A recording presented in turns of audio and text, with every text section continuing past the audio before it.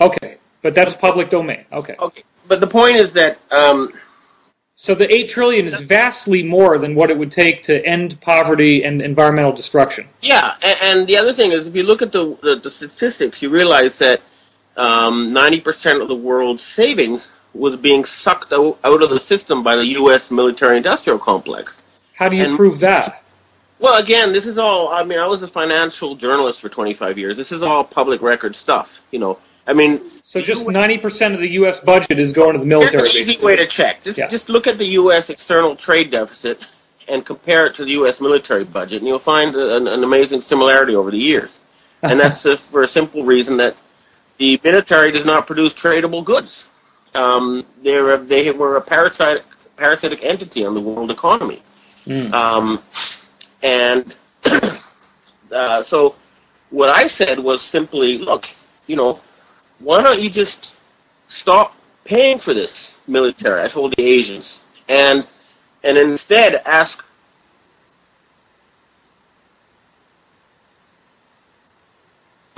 and set them to exploring space and stuff. But you know, the sort of thing that, you know, that's just common sense. Okay, Ben, your audio just cut out on that last sentence. Yeah, it's the sort of thing that is common sense. And okay, what happened was an assassination order came out for me, and the South Korean secret police informed the Chinese that there was an order out to have me killed. And you can check, you know, my colleague, Paul Klebnikov, he was the Moscow bureau chief for Forbes magazine. Okay. He was shot 9 times outside of his apartment in Moscow. And he was still alive when the ambulance came an hour later. And he got to the hospital, and he was put in the hospital elevator, and the elevator was stopped for 8 minutes, and he died in the elevator. Okay, he was investigating a member of this same group that I was. He was investigating Boris Berezovsky, one of the oil tycoons. I was investigating Heizo Takanaka, but they all go back to the same cabal. Right. In any case, the South Koreans told the Chinese that an assassination order was out for me. And this was because of my publicly calling for the Asians to stop spending their savings on this vast military machine. Which, you got to remember, during the Cold War, at least you had this anti-communism excuse, but the war on terror was so obviously fake that it was just ridiculous to anybody with, you know, who does any serious research or investigation. Right. So, I got invited to join a Chinese secret society that offered me protection from his hit order, and that's where I found myself in this world of, you know, secret world of financial power.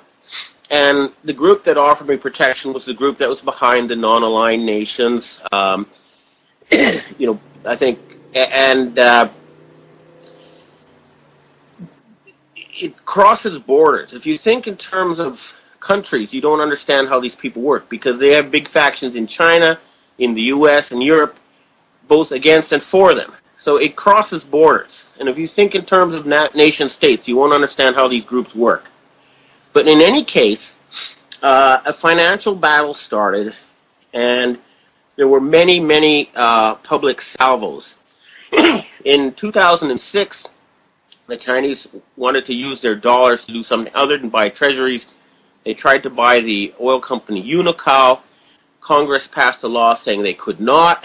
So then they took their dollars and they went to Africa and South America and everywhere and started spending them on real things like mines and agricultural land and commodities, and not virtual things like fancy, impossible to understand derivatives products, which were basically con jobs.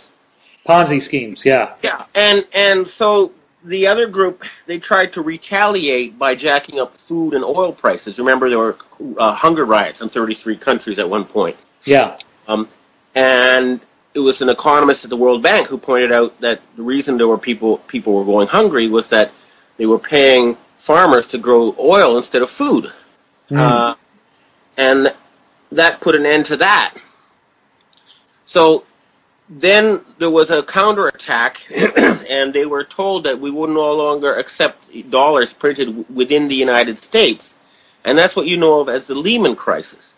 And you can check this on the public record. If you look at Japanese export statistics from October or this November, say 2008, after the Lehman shock, you'll see something like a 76% year-on-year drop in Japanese car exports to the U.S.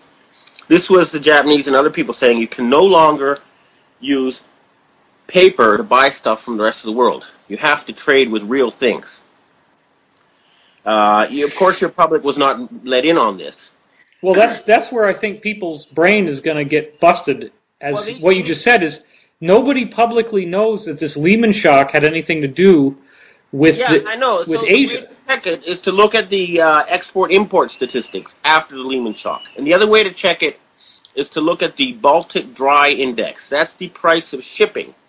You'll see the price of shipping dropped 90%, okay, right after the Lehman shock. Wow. And that's because the ships were no longer going to the U.S. full of stuff and then leaving empty. Okay? So these are ways people can verify what I'm saying with public record information. Good. Okay. Now, and then getting back to the blowing up of the nuclear or the underground bases,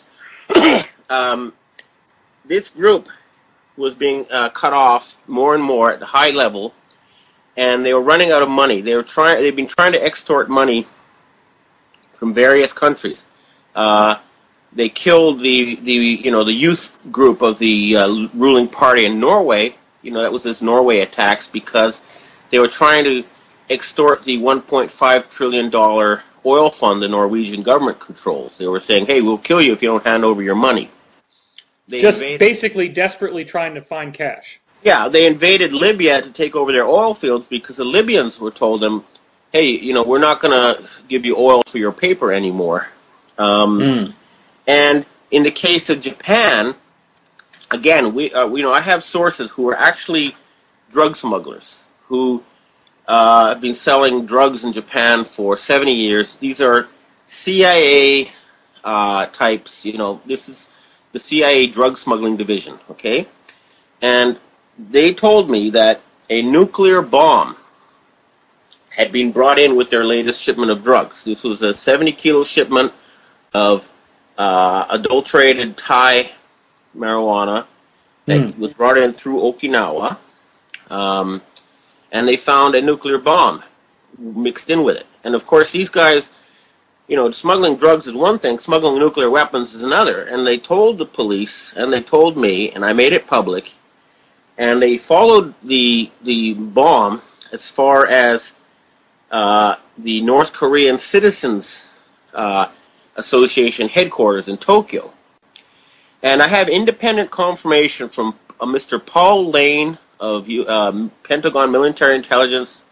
He was part of the Men Who Stare at Goats group, that 4 nuclear weapons were stolen from the Russian submarine, the Kursk, when it sank. I think it was in 2000 or something. And it was one of those nuclear weapons that was smuggled in. Then we have public... Stolen by who, though? Well, this is the Odessa group, the Nazi group, the one that was trying to set up a fascist world government, a Fourth Reich. Okay, how did they get to the Kursk to get these nukes out? I don't know the technical details, but they have submarine bases in various parts of the world. And so I'm assuming it was from these submarine bases. Well, next question then would be, why would they need to get it from the Kursk if they're powerful enough to make their own? You see, there's one thing to have. The public nuclear devices are under strict safety protocols. Okay. You can't just take them and then blow them up somewhere. There's just too many people involved in the chain of command. And they tried to do that. There were incidents where they just barely stopped a nuclear... Right, like the Minot Air Force Base thing? Yeah, exactly. Yeah. So these are not... And the soldiers did a mutiny and basically would not commit this broken arrow where that's what they called it in code terms. Yeah, well, there you go. And so what they needed was some nuclear weapons that were not under any official government control. Okay. And there was a Japanese drilling ship known as the Chikyu-maru, okay, that can drill 10 kilometers into the seabed. And they were drilling at the exact epicenter of the earthquake. You know, we had an article from January 17th from a local paper saying they were drilling there, and they put the bomb in the seabed. And this was an attempt to extort money through terror from the Japanese. So they warned that they had put the nuke in before they asked for money? No, they asked for money after. Oh, wow. If you don't do it, next is Mount Fuji, okay? Now that's, for people who don't know, Fujiyama is right around Tokyo, which is the largest population center of Japan. That's right. So they're basically saying they would nuke Tokyo, which is how many million people? 30, 40 million? 30 million or so. Right, okay. Yeah, so, excuse me.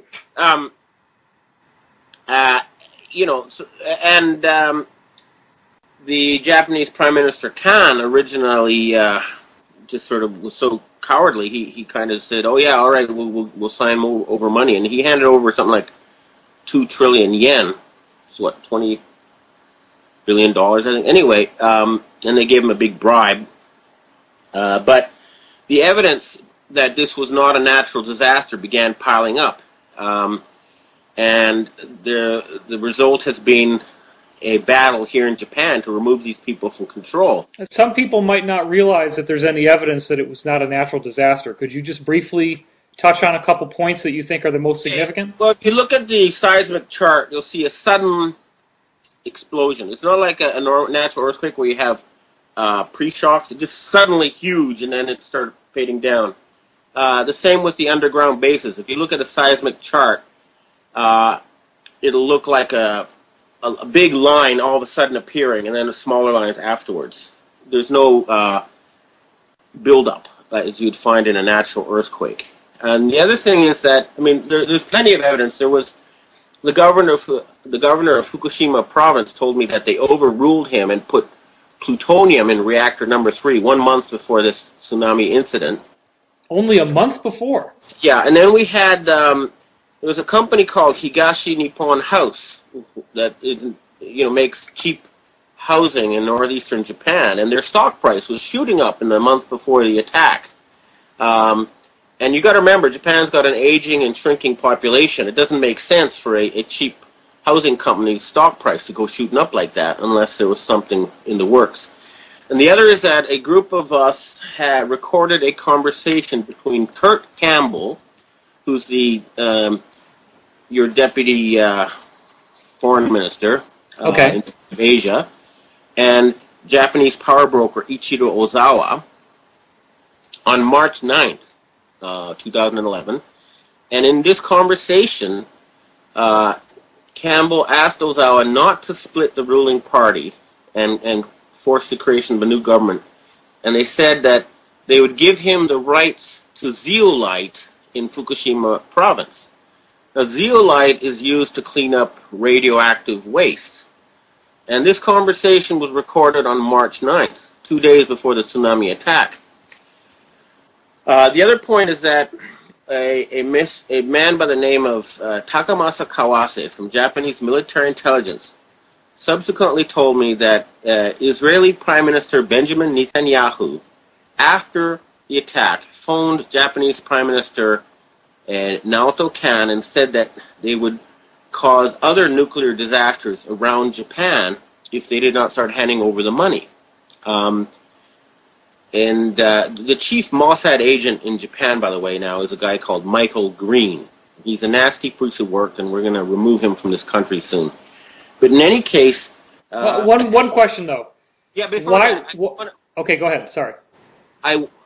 In order to confirm what this guy told me, I checked, and there was an Israeli company that, for some reason, was in charge of security at the Japanese nuclear plants.